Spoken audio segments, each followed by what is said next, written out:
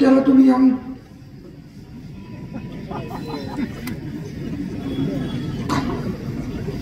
दादा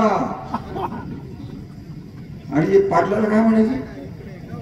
तात्या 1.5 किलो खा, आम्हाला थरडला.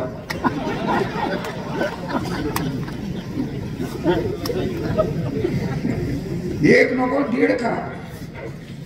आमच्या घरादाराला वाटलं कर, शुभेच्छा तुला, पुढच्या जन्मी तूच आमच्या उरावले.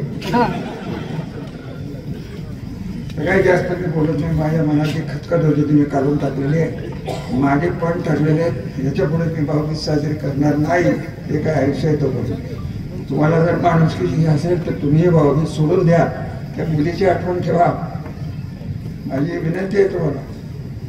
आपल्याला जगाला हे सांगायला लागणार आहे की फलटण तालुक्यात सच्ची माणसं आहेत, वारकरी पंथाची माणसं आहेत. त्यांच्याकडे बघून आमची परीक्षा करू नका.